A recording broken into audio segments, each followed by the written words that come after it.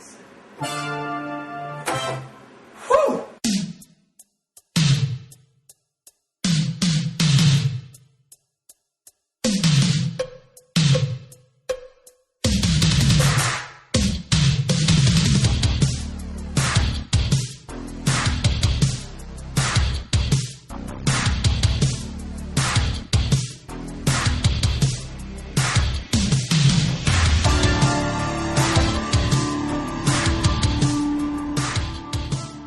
Ready? Are you ready for this? No. Are you ready? Oh, am I ready? Mm-hmm. Oh, what was that? Was that just a drink that opened up?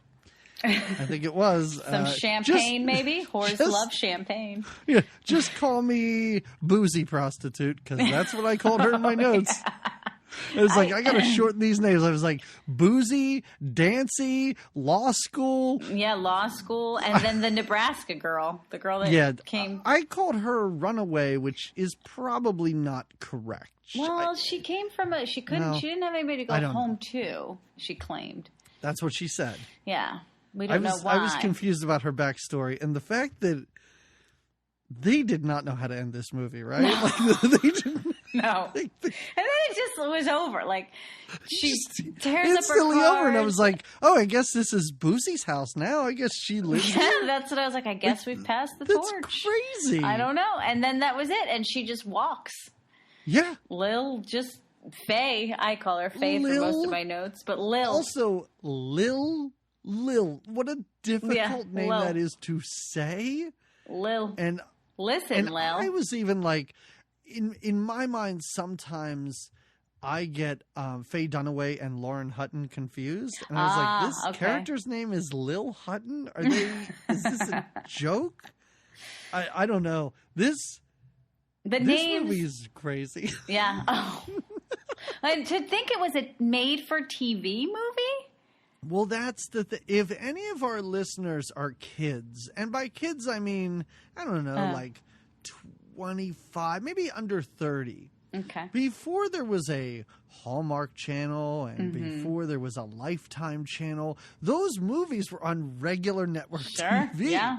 And that's what this is. This is trash that you could find on the Hallmark channel. Right. Probably more like Lifetime for a movie like this. But yeah, that's where these things were. And that's exactly what this movie is. Yeah.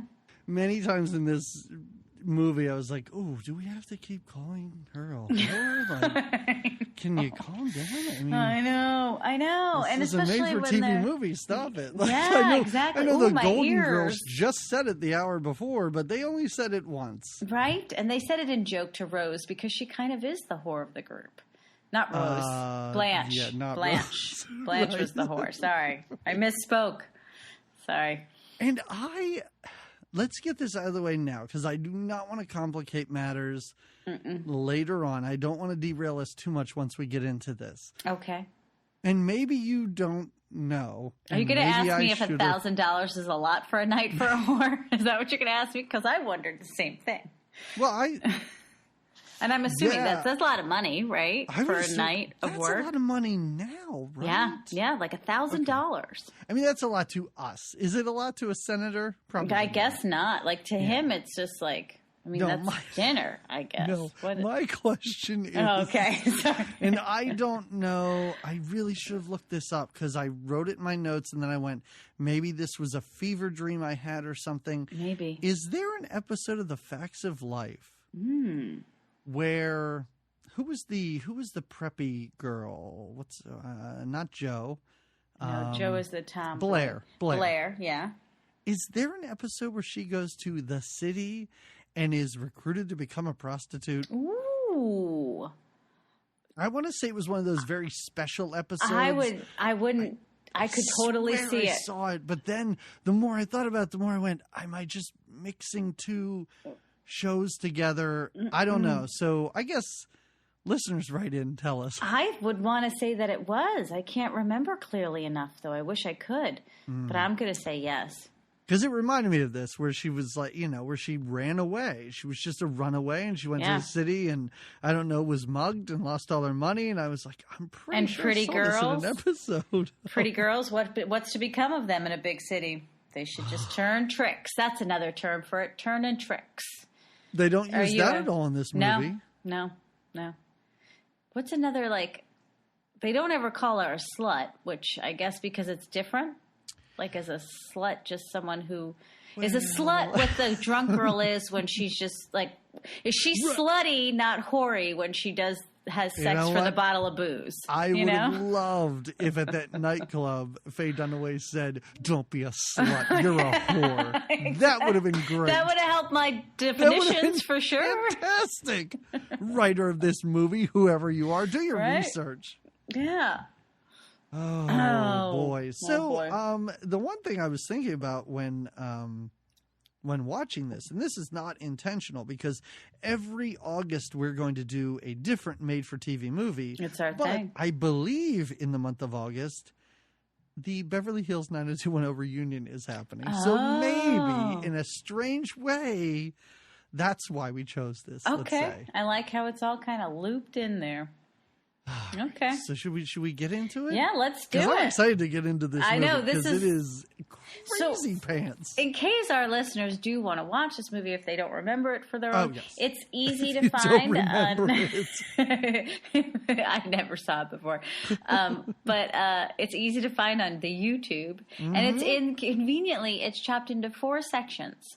So digestible portions. Yes, and like just when your 20 minutes or 23 minutes is up with the one, it's kind of like Netflix, you know, when it shows you the next episode of the show you're going to watch, and you're like, yeah, you know what? I do want to know what Lil's going to do with the boozy whore and the new whore now that falls in love. Like, shouldn't that be rule number 1 when you're in your training for becoming a prostitute? Is that you're not supposed to fall in love with your clients? Well, wait, are we talking about Boozy? No, well, Boozy, obviously, but no, the other one, the young one, how she, like, it's her first guy. She's like, I mean, she does not know the ropes. She's not ready for this career. For as much as she thinks she's ready, and for as on board as she is, as quickly as she is, which was shocking to me. She's like swimming in the pool, and then she's like, I can dig this life. Oh, yeah, I can do this. What's that, a great necklace? How much? Oh, that paid for law school? I'm in. Yeah, I'm in. Call me Candy? I don't know. And then she has to sleep with that weird bartender guy. Like, he's the guy they auditioned for? Yeah, that was kind of a shame. Because I was like, oh, this adorable bartender that really cares about Robin Givens. And, you know, he's protecting her from these creeps at the bar. Nope, he's just in it to sleep with young women. And then rates them. Yeah, and then, and basically is like, she's all right. You know, she's, you know, she can learn a few things. Yeah. But, you know, you give her some time, give her some books on art, and she'll be fine. Yeah, how about that? That's part of the training. It looks like a lot of work. And in my notes at one point, I wanted to photograph these notes, photograph them. I wanted to take a picture of these because at one point in this thing, I wrote in all caps, prostitute transformation montage. I was so excited. It was awesome. When she said something like, "We got to get you ready," I was like, if there is not a montage of them transforming her into a prostitute, I'm going to be pissed. Why wouldn't there be? And I love it. One of the things prostitutes have to have, I guess, is big hair, because she kept going, her hair needs to be bigger hair. Well, and thank God when she goes with clients, they pulled that hair down because she looked like garbage. Yeah. With that hair and those dresses they gave her, I was like, this is terrible looking. Yeah, it was not. And so okay, besides the wardrobe and the hair, that wasn't maybe the most sensual. How about the soundtrack to this movie? Did you pick up how off it was? Like in the beginning, okay, in the opening, we have Faye Dunaway, who's Lil, kind of walking through Beverly Hills like she owns the town, right? Like she walks into a shop and is like, "Oh, what is that on the rack? What designer is that? Send it to my house. Send it with accessories." Mm-hmm. So we get this feeling like, and then we see another woman going on a private jet with a fancy fur coat. This lady with the fur coat's pretty funny. And I have to bring this up only because. And I don't know if it was, what was that? What was that crazy Prince movie we watched? A Purple Rain? No. Oh, no. The the Cherry Prince Moon? movie. Under the Cherry Moon? Yeah. So since Under the Cherry Moon, I feel like we've watched 100 movies where people drive onto the tarmac. Like, is that a thing you could do in the 80s? People are constantly doing this. And in a pre-9/11 world, was that a thing that was done? Yeah, I think especially like in smaller airports. Wow. And, it's amazing to me that you could just cruise around, do donuts, whatever, and it's not a big deal. No, especially not if you're a whore trying to get to the senator's hotel, and I don't know where they're located in California, and they will travel to their. They will. Well, she's always Johns? going to New York. Are they their Johns? No, yeah, no, but I Johns think Johns. are I think Johns is like a slummy term. Okay. You know, that's like a street prostitute term. These guys are they're classic clients. Yeah. Oh, you're right. Clients. Yes. Clients. Yeah. But I think she's always going to New York because she seems to really be, that oil tycoon. Where at that point in the movie, I'm like, why are we in an all oil of a sudden meeting? we're in a meeting, but that's like, just to establish who he is. But I love it. I love it. They're talking about offshore drilling, and I'm like, what is going on? And this guy is so hot and bothered that he gets that phone call or whatever during the meeting that there's a prostitute in his office. Did you say he starts taking his tie off before he even leaves the conference room?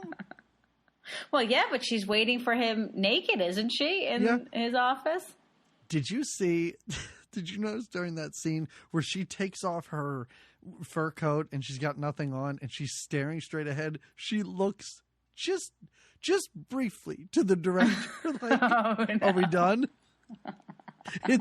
I urge you to go back. I wish I knew what part it was in. I want you to go out and just watch your eyes flick over to the left just briefly and then back over.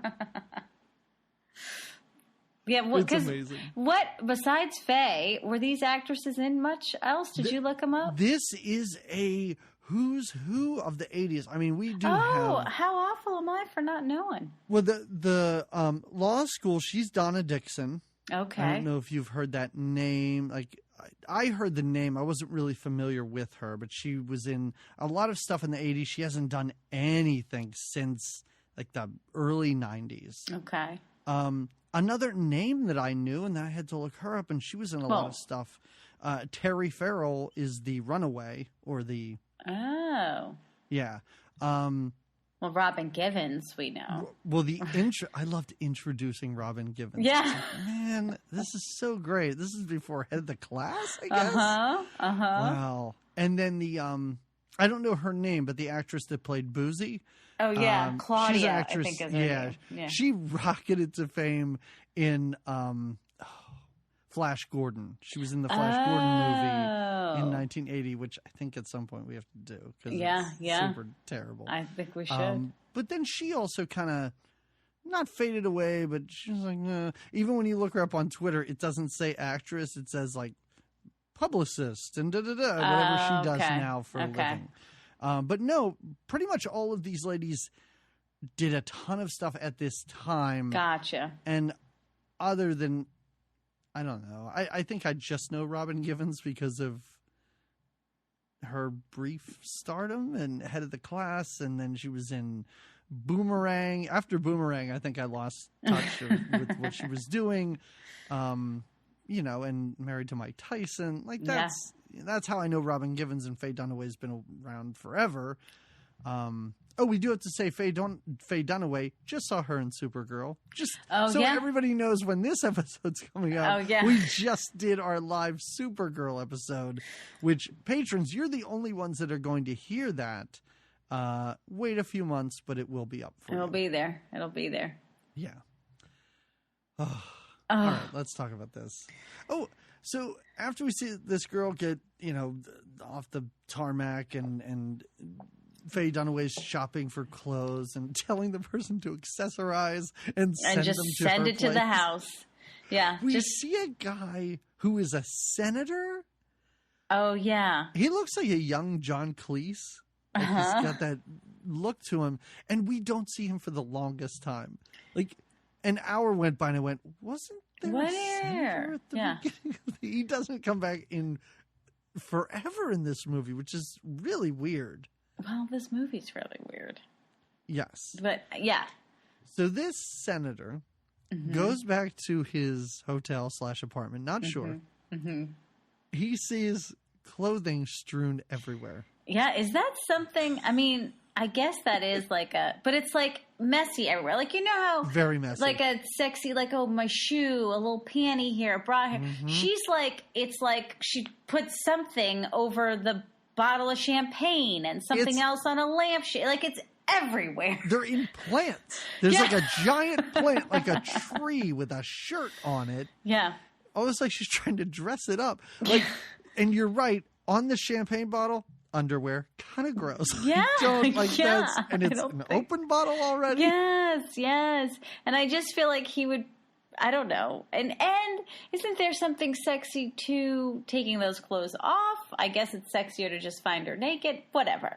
It's also, she's in the tub waiting for him. That's why she's, And this is a regular client. So you have to think, she's done a lot of different things. Maybe Faye Dunaway gets a lot of information about all the clients. Like, typically. We see later, Not she at the knows end. what these clients want, so maybe this is what this guy is into. Oh, he true. still seems surprised, though. Yeah. Well, and Did you notice when he gives her champagne glass in the bathtub, how she, like, licks it? And it's the most unsexy looking thing. Yes. What about when he licks her foot? Oh. I mean, it was just in the tub. We know it's clean. I know, but still. What are we doing here, guys? His tongue's not clean. No, here's where the music, to me, is like children playing at a park. It's like this kind of, like, you're thinking it's a movie about prostitutes, right? So there should be a lot of saxophone, maybe, very jazzy music that makes you think like, like George, I don't know. But not this, like, it's like this kind of upbeat, right? That plays a lot. When Boozy is gonna start drinking again, and then she's like, you know what, I'll call Robin Givens, send her this job. This song's like, let's go out and let's have fun. We're gonna party down. It's the greatest day. What? Because you're right. And all the songs sound like they're actually being played in the scene. So every time it's happening, I'm like, who is listening to this? What is this music? Yeah, you're right about the music. I didn't really think about it while it was going on, but it is totally stupid. Yes, because especially there, you would think that it would be a little more sultry, but it is not. No. It is not. And I did break my notes up by parts. So in case people are, let's say, following along on YouTube, I'll just tell you, hey, listen, part 1 ends here. So if you want to go, then pause the podcast, watch part 1, pause YouTube, and then come back and listen to part 2. Whatever you want to do. However works for you. Yeah, it is convenient, the parts that it's cut into. So Boozy, you mentioned there's a Boozy. Her name is Claudia. She is not Boozy in the beginning. She's off the sauce when she meets, off the sauce, when she meets Faye for lunch. So all of a sudden, Faye is now in this like fancy hotel. Lots of things take place in this giant hotel, like, right? Giant hotel. With like an escalator, and it's insane. It's so fancy it is an escalator. I did think they were at a mall for a minute. I did too. I was like, is this a mall or an airport? She's staking out the mall looking for desperate girls. Okay, I get it. Good job. But no, it's the giant lobby to this hotel. And she asked for her regular booth. I love how her regular booth can seat like 45 people. Yeah. Well, she's even at home, she's got this huge dining room table and she sits alone and eats. Oh, yeah. She's very lonely. A very modest kitchen, though. When she's in that kitchen, I'm what? This looks like a sitcom kitchen. This doesn't fit the rest of this house. Even when she's reading on her bed's like this tiny bed, right? Yeah. Anyway, I have, is it a mall, a hotel, an airport? Where is she scoping out these women? But she meets with Claudia, and Claudia is, I didn't know at first that I thought she was just like a friend. Because you don't know, that. I kind of figured it out. You did? Like, I did. Well, from jump, I was like, every person we're seeing in this is prostitute, clearly. Yeah, That's the way I approached this. I didn't know if this was like another I didn't know. Because she is saying that she's going to be out of the business, right? That Claudia's thinking about or wants to leave the business because she's in love and is going to get married, right? It's interesting acting by this actress who was in Flash Gordon. Yeah. Because she says, I'm so happy. Yeah. It scares me. I'm like, you look terrified. You look like you're about to cry. I agree. She looks very uncomfortable with the whole thing.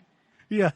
She does not seem excited or happy. She says she's happy, but there's nothing here. Yeah, that but shows then when we meet her fiance later, we're like, oh, this is why, because he's a that weirdo, and his whole family is a bunch of weirdos. His mom, who is that actress? Because she seems uncomfortable, and she seems like she's about to start hyperventilating when she's talking about. Oh, I didn't know your parents were dead. Let's all go have coffee in the other room. I was like, who is this cousin of the director who just showed up on set and you gave her some lines? Like, listen, you're not going to be one of the whores. I'll make you be the mom. Oh, yeah, that'd be great. Okay. It's a speaking role. I can pretend I know what I'm doing. I'll act. That's fine. Well, she does. Thank goodness we don't have her long. Yeah, so she's like, listen, I met this guy. It's great. I'm out of the business, whatever. And she looks a little bit older than the other girls, too. So I thought maybe she aged out of the business. She aged out, and she's just kind of settling down because, I don't know, they make it seem like once you're a prostitute, you're a prostitute. Oh, yeah, there's no turning back. All the way. But yeah, I have to imagine there are prostitutes that end up leading normal lives, right? I think you should believe that. Because that's hope and that's humanity. And that's, let me clarify. Upscale prostitutes, let's say. Yes. I think they have more means to then start a normal life. Maybe don't go from Beverly Hills to San Francisco to pick up a dude. Maybe put some distance between you and your past life. Yeah. So you're not like right there with it. Yeah. Right. Yeah. Like if you then went to Miami, I'm sure that's a clean break. Yeah. And you can live Go to a different life. coast. Go to a different coast. Don't be marrying someone whose uncle might recognize you from. Whose uncle and college roommate. Let's not forget that. Oh, yeah. I expected him to go, my college roommate, maybe you've heard of him, Charlie Sheen. I so wanted a cameo by Charlie Sheen in this movie. It's a little just kind of early roll in. for that. Yeah, it's a little too soon. It did make me want to because I know about that Heidi Fleiss, right? Is that her name? But doesn't she, there's got to be a documentary or something about her. Like, I kind of wanted to learn more about like the Madame business. Not that I want to go into it, but I'm not sure if YouTube is set up the same for everybody. But once part 4 hit, off to the side in YouTube, the next thing for me to watch was the Heidi Fleiss story. Oh, see, I would have clicked on it, and I would have been like, "All right, what's the real digs on this whole scenario?" Yeah, because it is clearly not easy, right? Very lonely clearly life. Not easy. And this is also dramatized in a way that only a TV movie could be. The swiftness with which her empire falls apart at the end of this. Well, it takes one murder. Yeah, but it takes one murder, a pregnancy, some girl flat out quits, and then the other one is just a booze bag. And it's just like, well, all of this happened in an afternoon. Yeah. Well, this is how it could turn. It just can. And she should have never trusted. Listen, that one from Nebraska, the runaway, she was not on steady ground. You should have never really counted her as one of your girls. And I would think the vetting process might take a little more time. Right. It seemed like a long weekend that she gave her to become a total, like, high class prostitute. It's crazy. And I know you have to pack it into an hour-and-a-half long TV movie, but the swiftness with which this happened was great. It's like, and now you're ready. Yep. And she, too, I think she says, because he asked the guy that she goes to see on the yacht, I think she's only 18, she says, right? The Nebraska girl? Right, Very yeah. young. She says she's 24, and the guy's like, I can tell when people are lying. Yeah. Yes, I'm a socially awkward weirdo, but I can tell when you're lying. And then she says she'll be 19 or should just turn 19 or something. But yeah, she's young. She's fresh. She's fresh. Yes. But from what we know of Faye Dunaway, with her weird relationship with that British guy or that foreign, I don't know where he's from. I think he's French. I think French? He's French. I don't know what he is. I think so. That was weird, too, when he's like, I always loved you. And I don't know why that's his accent. But, and, you know, I was like, oh, I know it's bad, but I just assumed he was gay. And that's what I thought. I thought the same, because they're kind of like buddies, and they never really. He's very like much her kind of right hand man to help her out with certain things. Prison, getting them out of jail, and stuff she'll like that. just and like looks out for her, like he's the one that called when he saw the news, you know. But there's never anything. But he does say that he's known her since she was young, so. I don't know how they knew each other. I wish we developed that a little more. I would have liked to know. I wish a lot of these relationships were developed more, and Robin Givens didn't disappear for half of this movie. Oh, well, because she's dancing. I made the audition. What? What's happening right now? Well, then, okay. So we meet Robin Givens because she shows up late, and she's never really on time because really it's not about the whoring for her. She's got a dance career and auditions that she goes to, and she can't seem to get out. Careers. Well, the one has a career like she wants to be a lawyer. The other one wants to be a professional drinker. They all have aspirations in life. Sure. And again, the prostitution is just a means to an end. And sometimes I thought that it was sort of almost sensationalized how they sort of treated her like a mother. But also sometimes I thought it was nice because I was like, oh yeah, she is looking out for them like a mother. Like she's taking care of these girls, but she always has her best interest in mind. Yeah, and the business best interest. Like when the lawyer girl refuses or doesn't want to go to New York again because she's got a test. She's got a big test. I was like, is this the bar exam or is it? She keeps just calling it a test, and just it is law school well, test. and it's just it's for like I forget what the class is. It's like civic law or something because he introduces what the class is about. But, it's just a test for her that she's not doing well this semester and she's got to do better. And she doesn't care. She's like, Faye Dunaway does not care about the test. No. She's like, this is what pays the law school bills. Right, yes. And this is what you need to focus on. And she says the same thing when April, who is I wrote it down, is the Robin Givens character. When Robin is like, but I have an audition to go to. She's like, it's not about the audition. It's about the client and the money. I like to think that she's just grooming a replacement. And who would have thought that the replacement is the person it is? Yeah.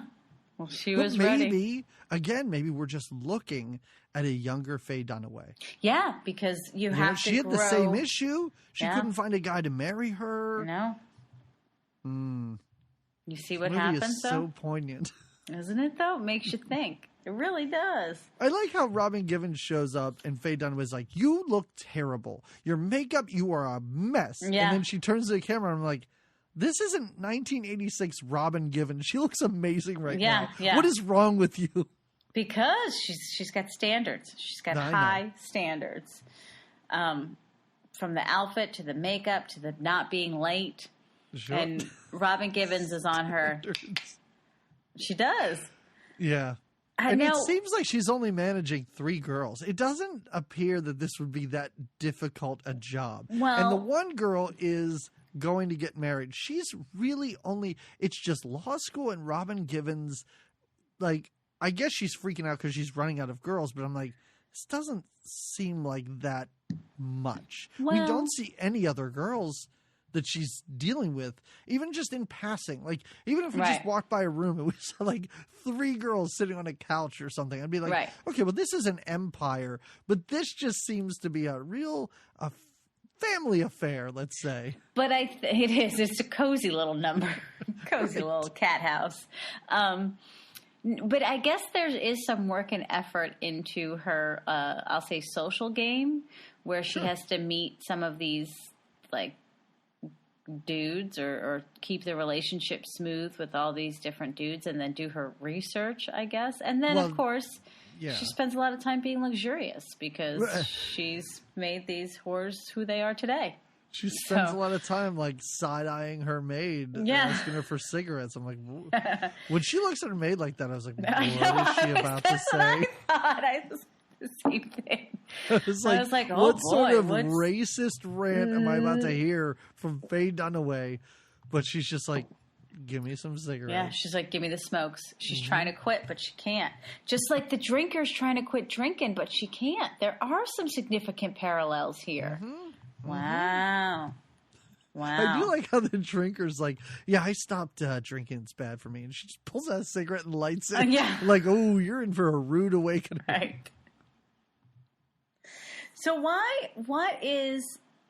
where is it that the Nebraska girl appears from? Is she at a bus station? No, she is taking the escalator down at that from the elevator or from the hotel. Yes. And her whole background. So she came to LA because she has a friend who lives there, but the friend's phone number is disconnected, and the friend doesn't know she's coming.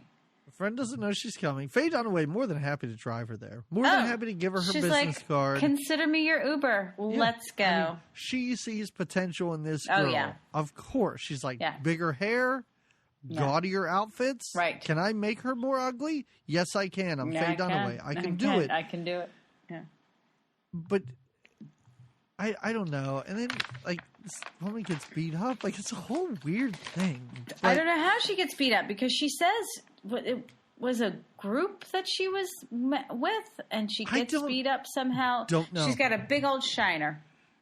But she doesn't get that yet. Faye Dunaway picks her up, kind of hears this, kind of like sniffs it out, like, oh yeah, this lady, like you said, gives her the card and everything, but drops her off then in like the middle of Sunset Boulevard at a bus stop, and it's just like, all right, well, call me if you need me. Here's my card. You know what? Call me if you need me, because she's doing this daily. Like, this is just this is her rounder, right? Yes, this is listen. Someone has come out to make it big, or someone has run away from home, and she can spot these girls in a crowd, these desperate young women, and she's going to take advantage, and she does.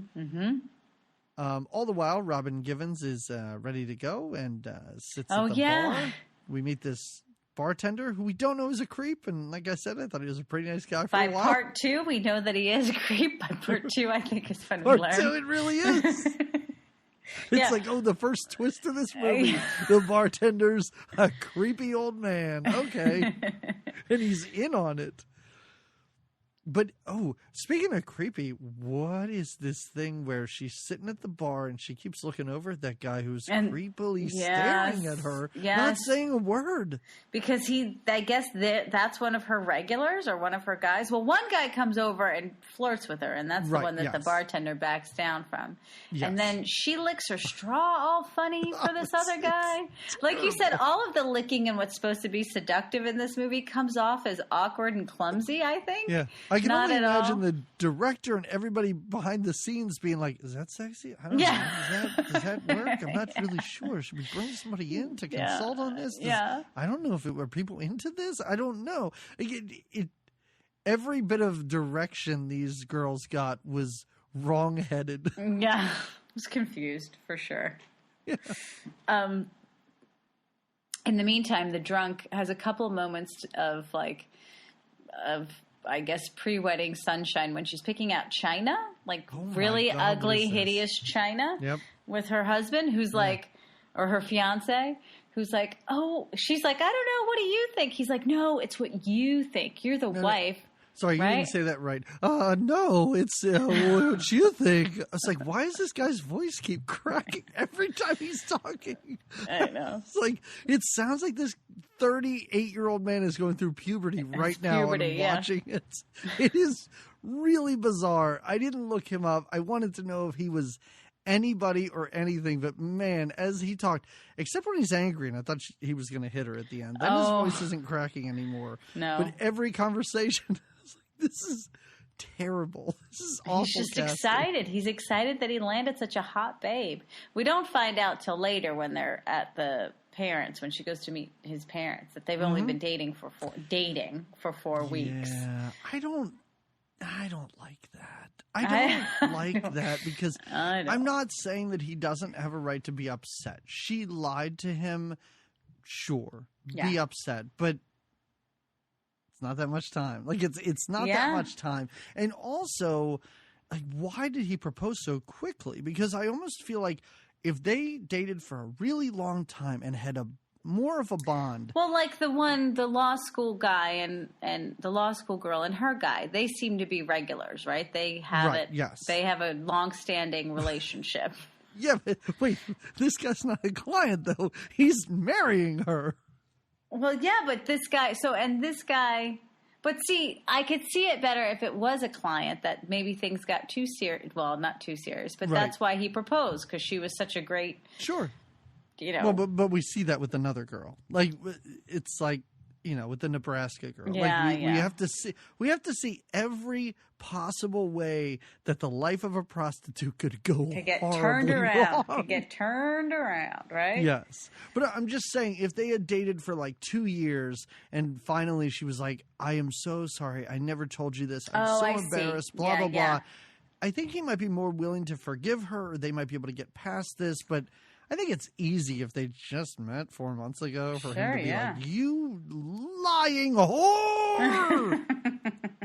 I'm pretty sure that's how he says it, too. That's how he says it, yep, with a raised fist.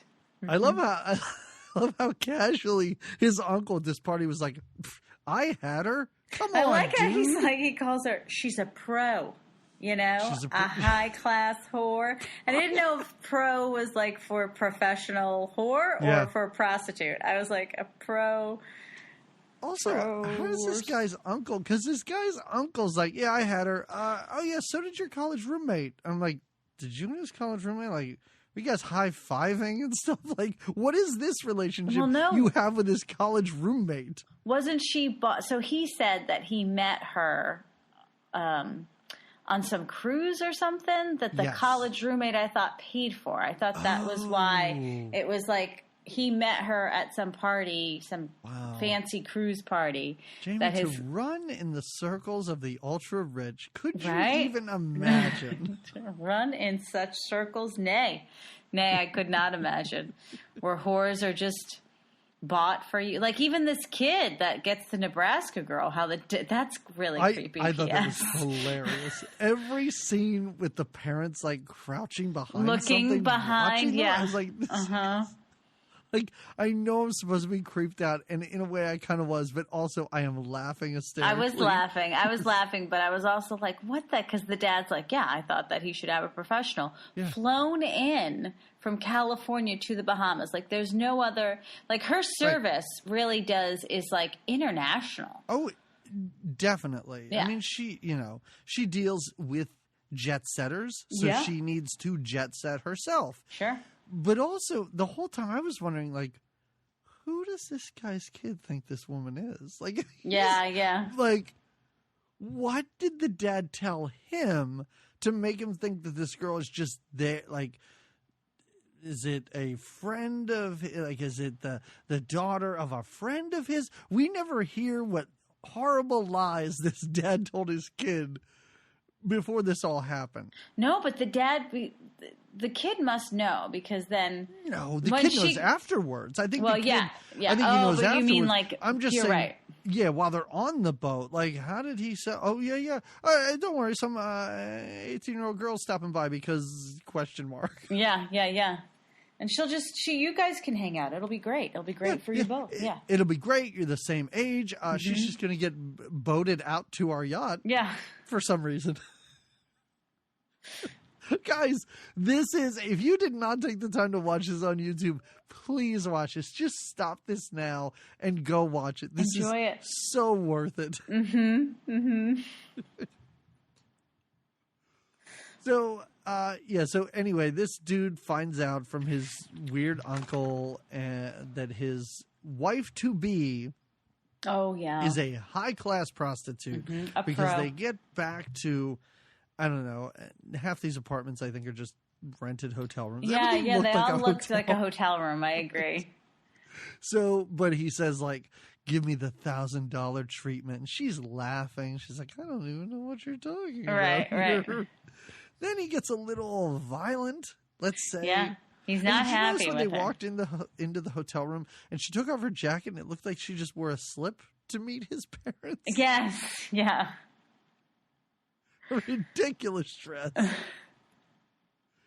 So he's really upset. It does look like he's going to hit her for a minute. It's like, oh, is this where this is going? Is this going to get... He storms off.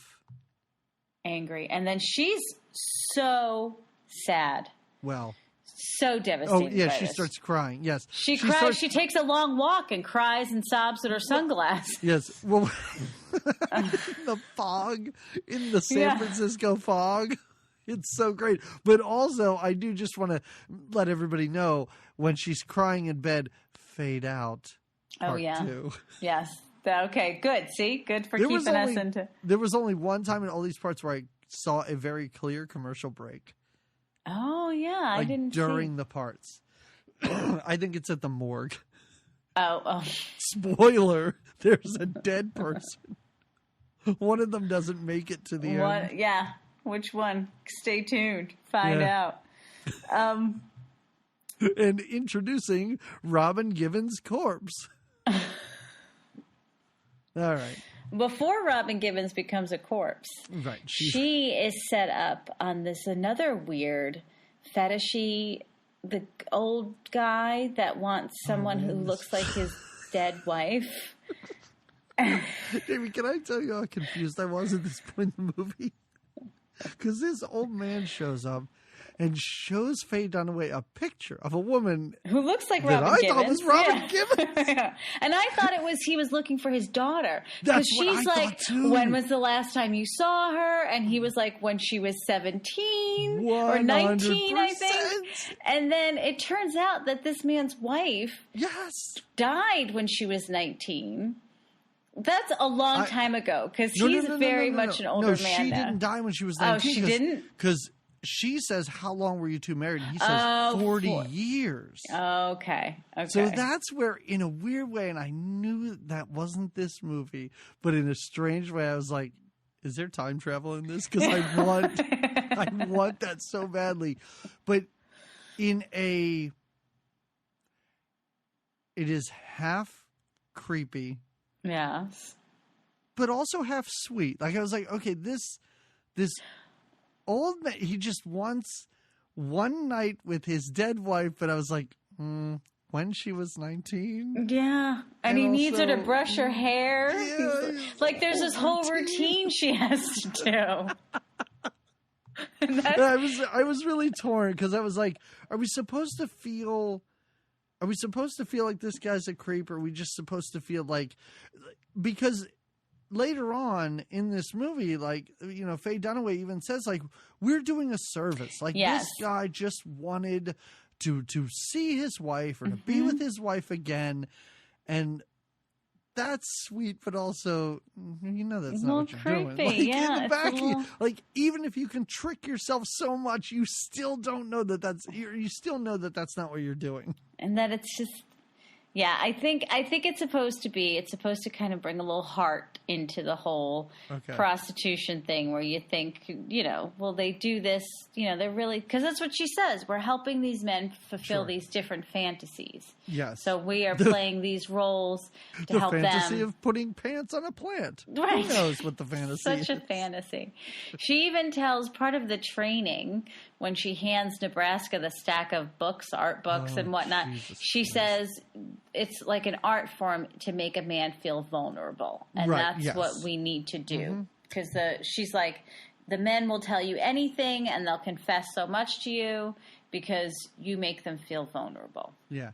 And don't forget, while this wonderful line of dialogue in this movie is being spoken, the next thing she says is, also you have to know everything about World War I and World War II. Because everyone loves a smart whore, right? It's true. But isn't the whole point of the... Well, I guess because she wants that's part of her selling point, is that her prostitutes or her girls are worldly. Educated, exactly, and worldly, and they're not just these dumb, like, of course I'm okay with that. Yeah. I'm okay with that. I found it amusing, and there were points in this movie where I thought, oh, this plays for laughs so well. Yeah. But I know they're not doing it. No. I know they're not going for it. When she is stacking books upon books about modern art and classical painters and world wars onto her, I was like, this is hilarious, but I know that you are not intending for it to be. P.S. I like how Nebraska has said she did try to find a job, a waitressing job, a secretary job, and something else. And none of them, she didn't like any of them because none of them came with just, I guess, it really comes down to the money. Well, none of them came with $10,000 necklaces. Right, exactly. Yeah, right. Yeah. But we do see, just to jump back, we do see the former prostitute. First, before I start referring to her in my notes as Boozy, I just called her former prostitute. Oh, yeah. Walking the foggy streets of San Francisco. Oh, so sad. Just sobbing with sunglasses on. And she heads back to some hotel room and just trashes this place. Oh, she gets hammered. And she calls an alcohol delivery guy. I love this. And he comes to the door, and she stumbles around because she can't find cash for the booze that she ordered. So it's $10, and she's just gonna be a whore for him for $10. She's like, listen, I'll give you the best $10 worth I can. Yeah. I'm like, what is $10? Like if you're charging $1,000 a night. What is $10? Yeah, what is she going to do? Guy? Like lick his neck? Is that basically it? Well, she basically just grabs the bottle and hides it behind her back. Yeah, I like how you see a shot of her just like, I don't know. I guess she pushed him out the door after that. No, but then she talks. She tells what's her name about how I even did it one night for a $10 bottle of alcohol. Yeah. Oh, and I did. So sad. I love when she fans out a bunch of credit cards to the guy, and she's like, "Will you take this?" And this guy's like, "No, lady, I'm gonna go." And in my mind, I'm like, "Just give her the booze. Like she needs it. Yeah, she clearly needs it. Like, yeah. Just give it to her. Well, say it's on the house and pay that. Let that $10 come out of your own pocket. Well, I like how he's like, "No, I'm gonna go. I can only take the cash." Yeah. But then as soon as this hammered woman offers up her services, he's like, well, I mean, what were you thinking for $10? Yeah. And this, I mean, the only thing missing from this scene is a light bulb over her head turning on when she realizes she can get booze for sex, because the expression on her face, like the realization that like, this wait is a minute. thing that she's like, wait a second. Been selling this for money, but I can also use it to get booze for all goods. Like, okay, I'm a tradesman now. Yeah. This is where I wrote, what is the relationship between Lil and this French man? I questioned it myself because this is when she makes him go pick up Nebraska over at the police station. And what is she? She's frantically running around her office looking for something. I did not pay attention to what she was looking for. A cigarette. She's looking for a cigarette. Oh, so it's not that important. Okay. No. I thought I really missed something important. But then she gets a call. And I love when she gets a call and she's like, who the hell is this? Yeah. And then she's like, yeah, okay. I'll take care of it. Don't worry. And she takes care of it. Yeah. Yes. Yeah. Yeah, she's got some pull in the city. But then she... Go ahead. No, go ahead. I was just going to say, and then the next scene is the runaway just doing laps in her pool. Like she's exercising. The runaway then makes it so cozy. So she picks her up. She's had a hard time. And the runaway is just kind of living La Vida Loca. She's living in this big mansion. She's floored. Everything that I don't know where this girl lives in Nebraska, but everything she sees. She's in this yacht that has these tiny rooms. She's like, this is beautiful. This is amazing. This is the most magical place I've ever been.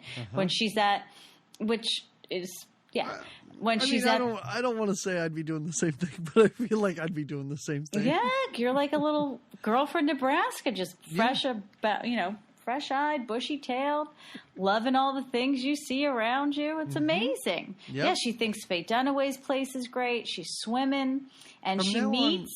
during our podcast, if you could always refer to me as a little girl from Nebraska, I'd appreciate it. With pleasure, my friend. Okay, Not good. a problem. While she's doing her pool laps is when she meets the lawyer girl who comes in. I forget why. Maybe to say that she's got the test. I don't know why. She just comes in so that there can be the conflict about the test and that she can get this wonderful necklace. Yeah. Yes. Yeah. Which is great. She's like, I hope this pays for a semester of law school. Yeah. Like, you have your head on your shoulders, lady. You know what you're doing. Great. Until she's like, I'm already in probation at law school. I'm like, oh boy. Yeah, you better get it together. Trouble. Yeah. But I think it's because she's got so many shifts that she's got to work. Yeah. But she gives some little advice to Nebraska, right? Poolside. Nebraska comes out of the pool and she's like, yeah. She gives her some pointers about just it's about making the man feel vulnerable. Right. I think were her pointers. But I think what's important about this is that while these two young ladies are talking, Faye Dunaway goes in the house and looks out the window and like raises her eyebrows like, my plan is coming together. Yes. Like, this is how she traps these girls. She doesn't ask them to be prostitutes. They talk to other prostitutes, realize that it's a great life. Because I think law school showed up in like a fur coat and a wonderful, like a very smart suit, I think is what she's wearing. Yeah. And she tells her, she's like, hey, people don't do things for free. And you don't know what I had to do to get this necklace, but it doesn't matter to Nebraska. She's like, I am all in. Oh, she is lit up. People offer me a waitressing job. You mean I can dress like you? Yeah. And all I have to do is, I don't know, put out to a bartender first. She's like, I'm sold on this. Yeah. I'm sold on this whole profession. And you're right.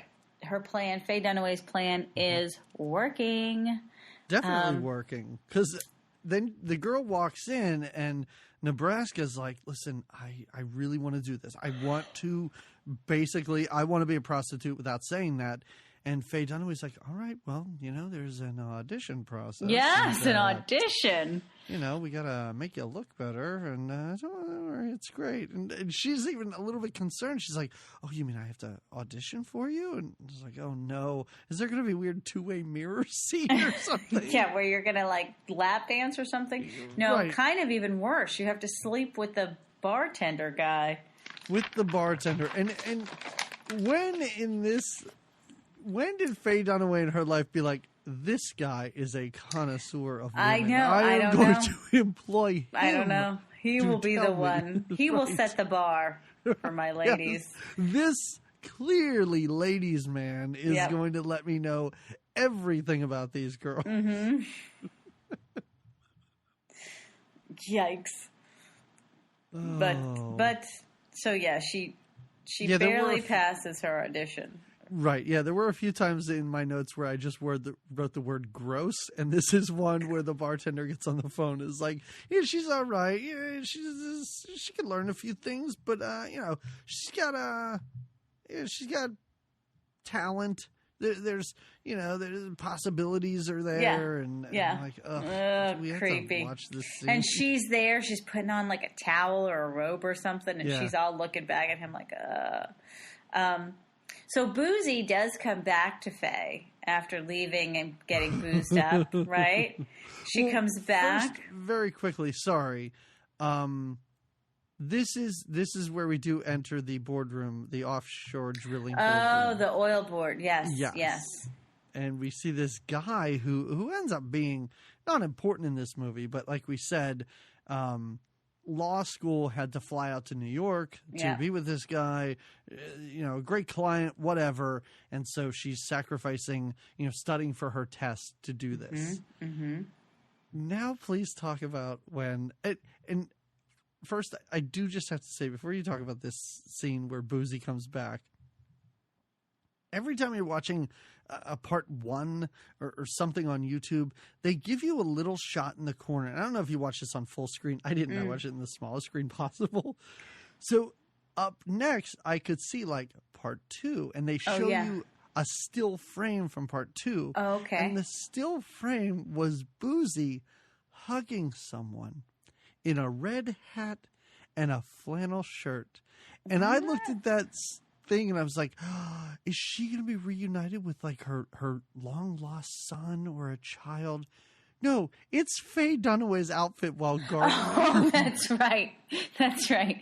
Faye Dunaway's garden hat is, first of all, I thought when you're in a garden and you have a garden hat, like the whole point is for the rim to be like big, right? It's like this big, and she's this like fancy rich woman, and I've seen them where they have these fancy garden hats.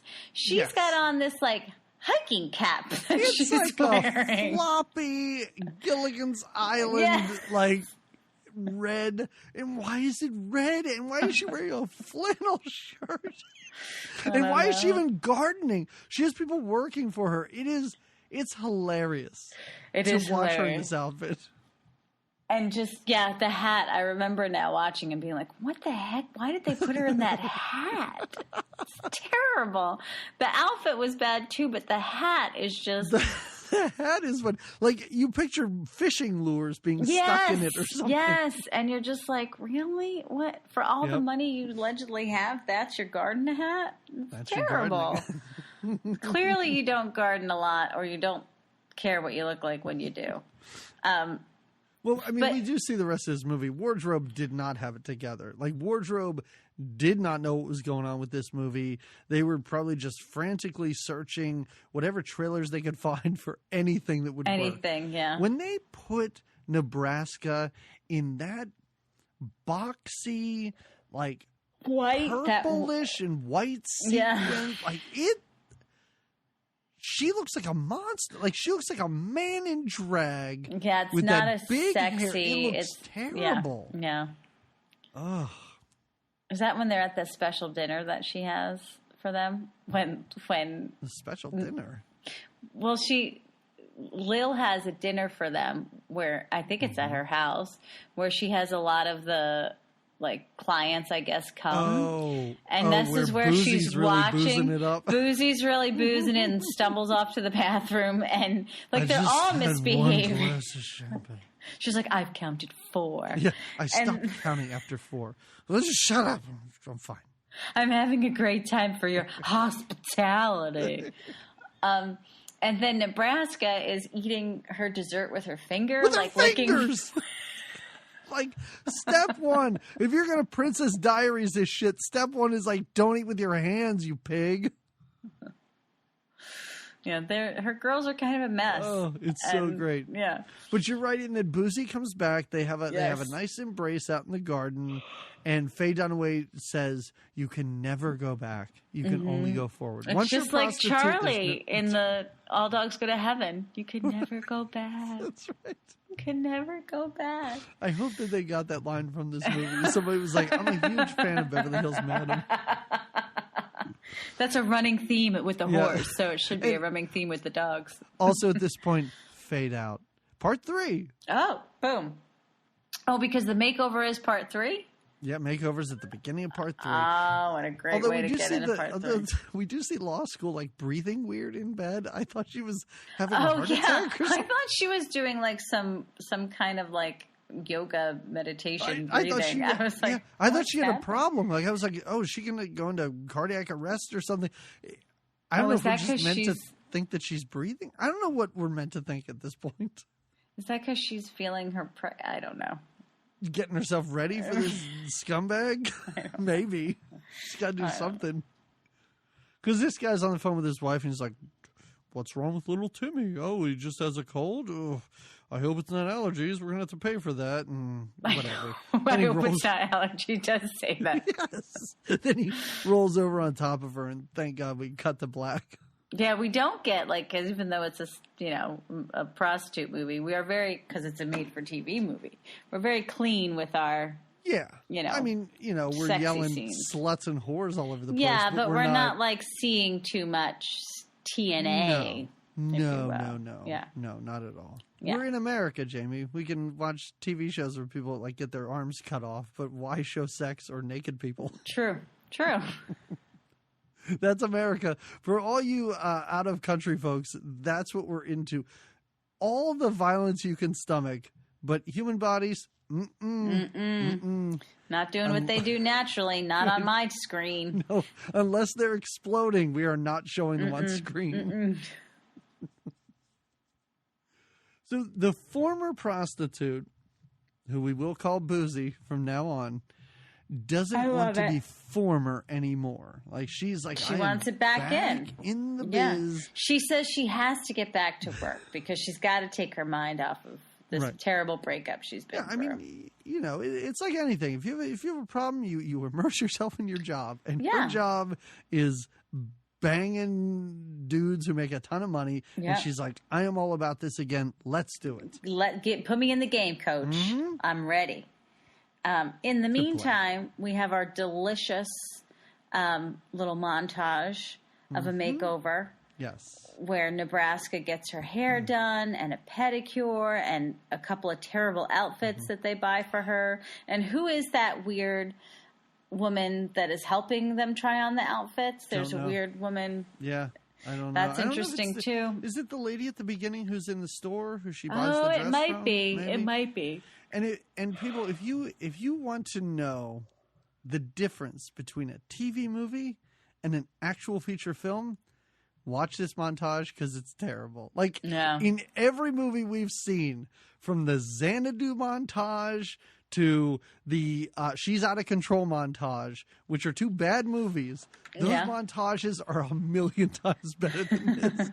The scenes go on way too long. We're not really hearing music. We're hearing a lot of dialogue. It's terrible. It's not a good one. I agree. It's not a good one, but it does give you a little joy that it happens. Like you had said, like you're like, oh, are we going to get a montage with the newbie? We do. I was happy. I wanted her to look a lot different. And I think maybe that's why they made her hair so large, is so she looked different. To make some sort of difference, Yeah, but then it's almost like they realized that was a mistake, because then when she's with guys, her hair looks normal. Yeah, they put it back to flat. Yeah. Or just regular. This is when she has to study. She has to read up on art and history and just know things. She has to read an article in a magazine about the guy who's coming to dinner. Yeah. Yeah, because he's a pretty well-known dude, I guess. Sure, why not? Yeah. So, she's got some reading to do. At first, she's like, I don't know if I could do this. It's part of the job, miss. It's what you got to do. Yeah, I mean, we don't see any of the other girls doing it. They're busy dancing and drinking and going to law school. They already went through that. They went through that process, right? They probably do their own research on the side at this point. They know by now. They know what they got to do. I do love the scene when the law student is trying to take her test, and she's clearly having some morning sickness happening, or some pregnancy sickness happening. Yeah. And when she's you just see this in a movie, it's like, all right, that's morning sickness. She's just shifting around in her chair, and then she brings her test to the professor, and she just goes, I just couldn't do it. I just couldn't do it. And she looks through the test and like nothing's filled out. And sure enough, we find out she's preggers. Yeah, all occupational hazard. Yeah. Occupational hazard. But you know what? It's another thing that is going wrong. Yeah. This is when this is the first shit that starts to hit the fan. This is the first little pieces of poop. Right. Yes. So but it's not all bad, because if you have to replace one, it's okay. Well, because you have Nebraska there, and she's ready to go now. She's going on her first big outing, right? This is when what is this outing? What is this job that she's going on? She's going to take a private jet to another boat ride to a yacht off of the Bahamas or something somewhere, I think is where it is. Yep. And there is an 18-year-old boy, Justin is his name, and she is going to be his first. And she better get ready. And I looked at this guy. He's got a little bit of a Matt Damon type thing going. Oh, yeah, Matt Damon was younger, but, I was like, how has this guy not been late? Like, I mean, I was like, he's not going to have a problem having sex. Right. He's not a bad-looking dude, and he's obviously... But the dad says that he wants to have him have a great first experience. It's got to be great. You know, he's going to remember his first experience his entire life. So weird. So I want to make sure that it's perfect. So I'm going to hire a prostitute and apparently, I guess, trick him with no repercussions at all. Nope. I'm not going to scar my child for the rest of his life. Well, and because of course, these two, Nebraska and the boy, kind of get along and talk about their families and stuff. And the dad has this is his fourth wife. Yes. And so I don't know. Don't worry about it. I mean, don't think about it too much. We talked about the fact that nobody knows what's going on. This kid doesn't know what's going on. We're not really sure how the dad passed this off. But what ends up happening now is, 3 days they get to spend together on this yacht? 3 days, that's right. Just making love and getting to know each other. This is first job, a 3-day job. A 3-day where job. You're flying her out. She's taking a boat. She's on a yacht. And now she's on the yacht. So it's not like it's this enclosed area. It's not like she's then getting to hang out at the hotel and meet another guy or get another, no, this is just her and this guy. And I guess it's also to say how intimacy, sex will bring you closer. Because then he says that he's in love with her and she's in love with him. Even my notes I wrote, oh no, they're in love. Because I mean, you got to know that's probably a rule of the prostitution, right? Don't fall in love with your guy or whatever. If Pretty Woman has taught me anything, don't kiss on the lips. You don't kiss on the mouth, and that you don't fall in love. Yeah, that's it. I mean, that's all I learned from that movie. That's all you learned, right? Yeah. Yeah. But yeah, so she didn't learn this, and now she's in love after spending. I can't. This is a horrible move on. I almost called her Lauren Hutton's part. This is a terrible move on her part. Is sending this girl on her first job. Send Robin Givens. Send Robin Givens. She would do this like a pro, and also she'd probably live. Oh yeah, she would have. She'd probably be alive at the end of this movie. That's not what interrupts it. It's really Boozy's choices. Well, Boozy take Robin down. Yeah, and I do like how in the end Boozy almost kind of takes over the business because I'm like, yeah. They're both responsible for her deaths. This makes sense. Yeah, so now this should, with the guilt this. And everything, this is exactly what Boozy needs in her life. Yep. And I would like to think that Boozy turns it around. That Boozy builds this business back up. Maybe. Turns her. She's the new Lauren Hutton. That's not who this woman Faye is Dunaway. In this movie. It's Faye Dunaway. Don't call your character Hutton if you don't want me to think. Whatever. Anyway, let's move on. All right. Well, P.S. Boozy, where, I don't know where. So at one point earlier in the movie, her weird French friend. I know what you're going to talk about. Go ahead. Tells her that he got her tickets to the ballet, right? He says it's Swan Lake. She's like, oh, it's Swan Lake. You remembered. It's my. And now later on, I thought they were going to the ballet. He picks her up, and I think she's so excited because they're going. But they go to some dance club. This took me a second, but they already saw the ballet. Oh, but it makes it seem like they walked from the ballet around a corner into a dance club. Okay. Because right after the ballet they go, I guess, so then they go for drinks at this dance club. I know, but this place seems a little hip for these two. Yes, that and was for after the problem. Ballet, this is where you go after the ballet. You gotta unwind after, you're so jazzed up after a ballet. You gotta Swan Lake after all. Yeah. Unwind at a dance club. Yeah, it's only so that she can see Boozy being all boozy. Yeah. Man, Boozy can't even dance without drinking. I love it. This is a life that I would have aspired to when I was 22. It's true. She's dancing with this one guy, and that's when. But Faye comes in, and that's when she kind of gets her in line, and is like, "You, what are you doing? Yeah. You're behaving like a clown, and you're disrespecting me as your boss or whatever." I can't overstate this enough. She puts her head on the guy's shoulder so she can get closer to her hand with the drink in it. Hey, it's classy. It's classy move. So crazy. And then the fact that they walk to a corner of this dance club to have a conversation, and the music's so loud I can barely hear them. Mm-hmm. I loved this part of the movie. I really did. Great. Oh, yeah. There you have it. This is still in part 3, right? We're still in part 3? This is the end of part 3. When after this conversation, it fades out, and then we're into the final part. Oh, so is the final part then when...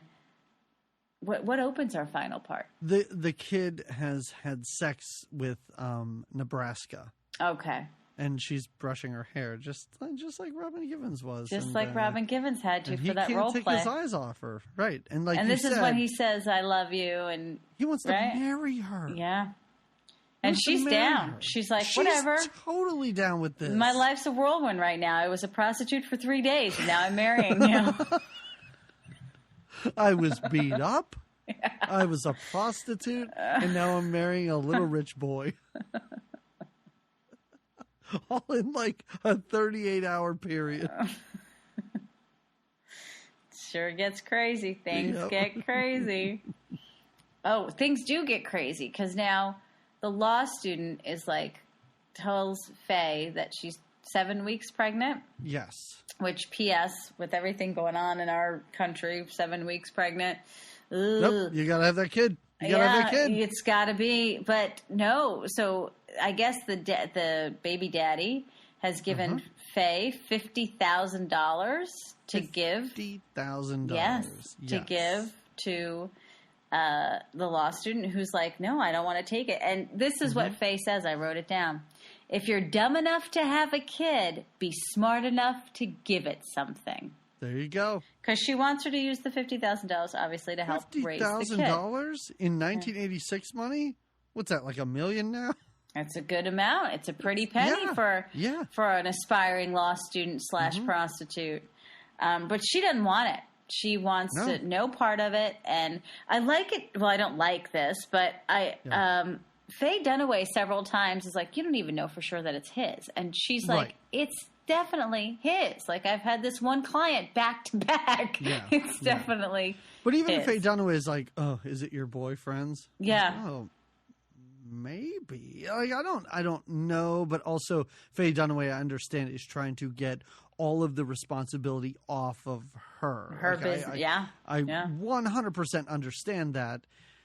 I don't know. Like, I know that she has to give her crap about taking the money, but still, just take the money. It's $50,000. Like, that's nothing to sneeze at. She's got her pride. Like, she's got her pride. Yes. She's not going to be okay. Right. And neither is poor Nebraska. This is all just falling apart. This is so crazy in part 4. She is now back from her cruise, and she wants to date Justin. She wants to just be boyfriend, girlfriend. She doesn't just want to date him. She wants to marry him. Yeah, that was their arrangement on the yacht. Yes. So she goes to his place to find her. Is this where she asked the cab to wait? The cab. Yeah, that was a bizarre conversation. I'm like, why are you giving this cabbie lines in this movie? She's like, let me just see how this goes. Wait for me. And he's like, all right, but I'm going to run the meter. And the father answers the door and calls her a whore and is like, no, you can't be with my son because you're a whore. My son doesn't date whores. Okay. Well, I mean, she's only doing it. Really, your son's her first one, so she's not really a whore. Well, if you include the bartender guy that she had to audition for. Right, yes. I assume she's had sex twice in her life. Yeah, exactly. And your son was the second one. But then she goes and sees him playing tennis, and he sees her, and he's got a weird friend there, too, and... His nerdy friend? Yeah, who's like coaching him on tennis? Your dad's the coolest dad ever. And he's like, shut up. I said shut up, okay? Yeah. And she's just sad. She's just sad. This is not what she expected. She didn't realize whoring was going to bring up all these feelings that she now has. At this point in my note, just before we get to the very next scene, I just wrote, where's Robin Givens? Oh, don't worry. She's coming back. Seen her for a long time. I think the entirety of part 3, we had not seen She Robin wasn't Givens in part at 3. All. No. Because she was too busy dancing in front of her mirror. She's just in front of a mirror, and she's just... I wanted Turbo to show up in this scene where she's just dancing in front of a mirror, answering the phone, talking on it in her sweats. And I was like, oh, this is... And did you know? Did you know? Because I didn't know. Did you know that prostitutes can call in sick and swap shifts? I didn't know that. I would have thought that would be frowned upon. Yeah, and I would think like when you, especially this elite like prostitute agency, like when you order one, you don't get another one. You just Yes, I expected, and this scene goes way worse than I thought it was going to go. I just expected some racist nonsense when she showed up and the door to be slammed in her face. You know, like, we requested a blonde drunk, and you are not that. That's not what you are. Right. No, but she's got nothing else to do, so she takes the Boozy calls her while she's dancing in front of the mirrors, and Boozy's just not feeling the shift that night. It's not that she can't do it, right? No, Boozy wants to drink. Boozy picks up a glass of wine and looks at it and goes, should probably call somebody to take my shift because I'm drinking this. I'm going to be drinking. I'm going to get drunk. Boozy gets boozy. And and Robin Givens is happy to take the shift. Sure, what else I got to do? I could use the money. And but even Robin Givens is like, well, what's his name? I don't know. And she even looks exasperated, like, Jesus Christ. Like, well, this is a new client. You know this? Like, it's a new client, but he's a recommendation from one of the senator clients, I think. Right? But then later on, oh my God, I want to call her Lauren Hutton every time now. Faye Dunaway. Or Lil. Is like, oh, well, I tried to contact him, and I couldn't get a hold of him, so, I just assumed he was okay. Yeah. Not good choices. Not good choices. Yeah, this is where she slacks a little, because she's overwhelmed with all the other shit. Because she's got preggy law student who's leaving, and now Nebraska is like, I can't do this. You could take, and she too refuses the money. Like, what are all these girls not taking this money for? I don't know. Because she gives back the money that she got from the weekend and is like, sorry, this is just not for me. Here's my money back. Maybe it can reimburse some of the the shopping spree you took me on and the makeover. I do like it when she says, like, I would rather be a waitress or a street hooker. I'm like, okay, calm down. Yeah. It's like, listen, you went one step too far there. Yeah. Just take it easy, all right? Just take it easy. And this is the most, I don't want to say anticlimactic quitting thing, but after this happened, I was like, oh, I can't wait to see what happened with her. When she comes, maybe she comes back. No, she's gone. Like, she just left of the movie. Yeah. Yeah. I'm guessing back to Nebraska. I don't know. Or she found that friend whose number got disconnected.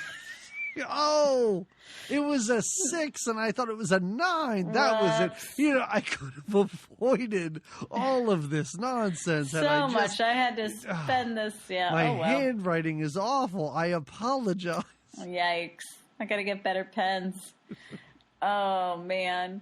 So, there's a bit of, like you said, the business is starting to crumble. There's cracks. Starting to crumble. She just had 2 girls quit on her. 2 girls have quit. Boozy's calling out sick and then exchanging it. And then here's, whoa. Oh, my God. Whoa. Didn't expect this. Robin Givens goes to the house where she's got where she's switched out her shift. And the creepy guy answers the door and is like, oh, we've been waiting for you. Yeah. And then there's more dudes that come in. And thank goodness we don't see any more detail or need to know anymore. But we can only imagine. And then the next thing, that freaking French guy is calling her up and is like, turn on the news. Turn on the news. And then at first she thinks it's Boozy because that was Boozy's call. She thinks it's Boozy and she's kind of relieved. She's like, well, she was drinking a bit much, and this takes her off my roster now. Yeah. It's her reaction is very weird because she's so pissed then later at Boozy that Boozy's not dead. Yeah. But even Frenchie's like, hey, what about Robin Givens? Like, don't you really care? Yeah, Frenchie is like, don't you care about your girl? She's like, no, but now my reputation's going to be ruined. My reputation's ruined. Yeah. Mm-hmm. Boozy's trading. There's a dead girl. And when the phone rings for 45 minutes in this movie for some reason, I was like, oh, is it the cops? Like, I really wanted that to be the end of this movie. Like, the cops. These are the cops calling. Her empire has crumbled. The end. No, just a client, just being like, hey, I saw the news. Maybe you're desperate. Maybe there's a little discount there. Discount. We can get. Yeah. Maybe 20% off. I don't know. Yeah, come on. You're sending your whores out to killers. I won't kill her. Maybe $800. Let's try it. Are these the fancy Rolodex numbers? That is what she burns in the fire. Yes, yeah. Because she's got to start the whole business new. Well, yeah. So Boozy. Oh my God, Faye is so mad at Boozy. This is like a final showdown at Faye's house. It's so great. She shows up. And several times in this movie, Boozy shows up once to Faye to apologize at her table. And the waiter's like, I'm so sorry. She insisted on coming in. Oh, yeah. Faye shows up at her house and the maid is like, I don't know. She insisted on coming in. She's like, very Boozy insistent. takes charge. Yeah. Boozy takes no. She knows what she wants. Yeah. And she doesn't take no for an answer. So, yeah, they have their little final kind of battle, and this is when Faye kind of breaks. She's like, I just, and it's been building with her. All these other girls who have quit have said it's because the business is just, it's like loveless, and it's, you're lonely, and... Who would have thought the business of prostitution would be loveless? Well, she was ignoring that. I know these are young fact. Girls. I get it. I understand. I don't mean to make fun. Any prostitutes are listening. I am not trying to offend you. No. But it's just bizarre that they didn't know that this was the job. Well, they just saw the money signs, and that's what Faye saw. She's got that beautiful home. Sure. She gets to go shopping, but she's over it now. Even she too wants. Yes. And it's funny because she tells these girls over and over again that there is no turning back, that once you're in, and it's this now she's done. And the ending is so weird. I also think it's important to point out, if you have not watched this movie, imagine the climax of this movie with two characters having... I don't want to say it's a knockdown, drag-out fight, but they're both presenting wonderful arguments for, why this is a horrible profession and everything. All the while, a phone is ringing through this entire scene. And don't tell me that the Beverly Hills Madam does not have an answering machine in 1986. She does. She does. She does. This shouldn't ring 20 times. It's crazy. Yeah. Just like the whole soundtrack for this movie is. So all wrong. Right, yes. But yeah, next thing we know, Boozy is left in the big house, and Faye's just walking the streets. She's driving the streets. But driving, yeah. She gets in her car and just leaves. That's how this movie ends. That's it. Also, it ends with Boozy picking up the phone and being like, oh, yeah, I think I have a girl in mind. And my thought is, who? Yeah. Who's it? Are you showing up, I guess? Is this how you're building this empire? Because as we sort of alluded to earlier, before Faye Dunaway walks out, she takes her Rolodex and throws it in the fire. And she's like, this is your empire now, but you have to build it the way I did. Yeah. And Boozy is on board. She's ready. She's got new purpose now in life. Mm-hmm. She's not going to be a rich wife. She's going to be a madame. And there you have it. She made it. The Beverly Hills Madam or Madame. Well, and we don't do recommendations. We don't really do final thoughts with this, but you enjoyed it though, clearly. I have to say, I am excited to do more of these TV movies. Yeah. Because it's so stupid. Fun. It's so dumb. Yeah.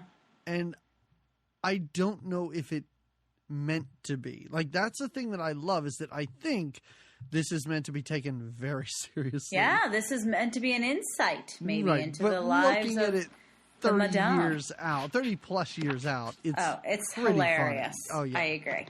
Yeah. I found the humor in it more than the commentary. I loved it. Well, I didn't love it, but I enjoyed it. Yes. I loved it. I love a good movie about a whore. No, yes. It was fun to watch for the purposes of this. I would have never watched it in the 80s. I would have not been allowed to or really wanted to. And then it's there. Jamie, what are you watching? They keep yelling about whores out there. Turn the TV off. Put the Yankees on. Sorry. You were just transported back. I was. I did. Did you see how I even stared off a little bit? Yep. And I was like...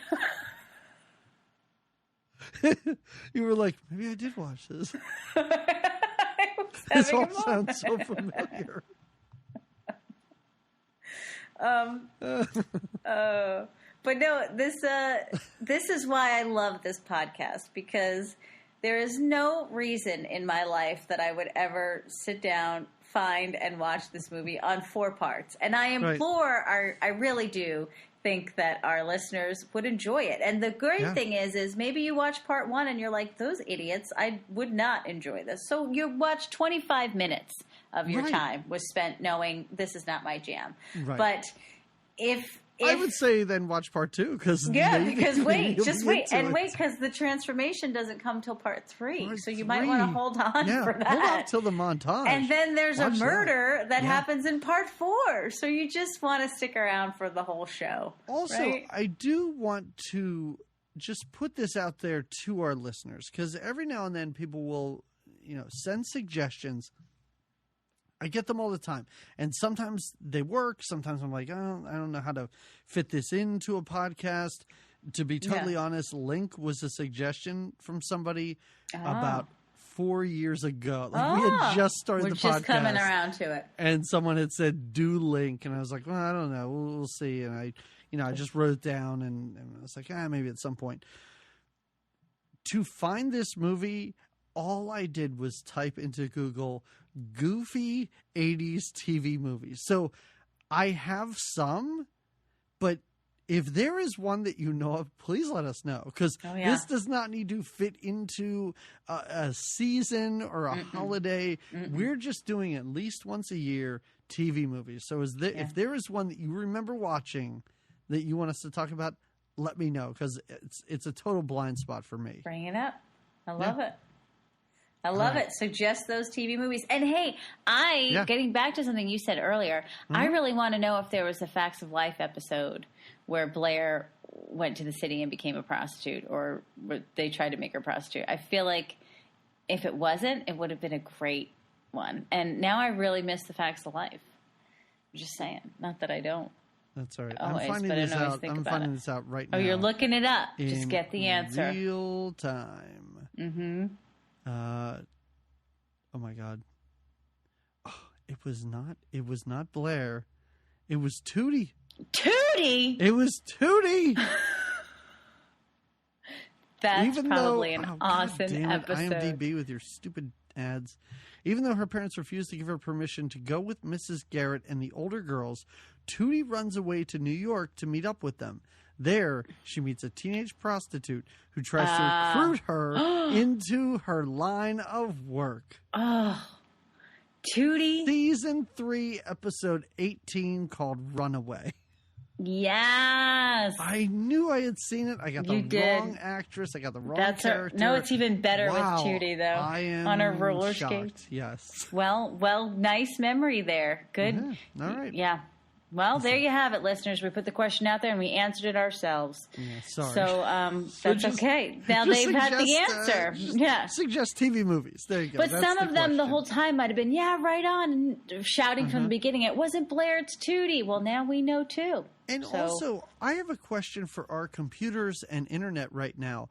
Do they know when we're doing a patrons only episode and it doesn't cut out? Like, this is crazy how that the Skype didn't cut mess out, up. we haven't slowed down. And of course, every episode that I have to edit, it's cutting constantly. Our voices are out of sync. I'm sorry, bud. So, internet, if you could answer that question for me, that would be great. All right, everybody. thank you so much for being patrons. Yes, thank you. Appreciate it. And the other thing is, and the reason why, or I think the main reason why, I wanted to make sure that the live episode got to the patrons, and kind of only the patrons this time, is that you guys paid for Jamie's airfare to come out, to fly out, and to do this live show. So if you are not, and I can't thank y'all enough. Yeah, if you're not sure where your money's going, I mean, there are hosting fees and everything for the website and the podcast and all of that, but it's not just for Doug's fancy cups that he drinks out of. Right. It also is to get me mugs to the festival. Yes, that's right. But thank you so much for continuing to Patreon us. Next time you hear from us with a patrons-only episode, it will be that magical month of October. Yeah. And it will be some scary movie. Ooh. Don't know what it'll be. Not yet. I don't think it'll involve apes, though. I refuse. You don't know? I think I'm done with we ape already did. Yeah, let's while. Take an ape break, if you will. An ape break. A rapey but maybe ape it'll break. have rapey. It's rapey ape. Oh man. Maybe it'll have Gary Busey though. I don't know. We don't know. Who is not a rapey ape? I'm not trying to compare the two. I don't want to spoil this.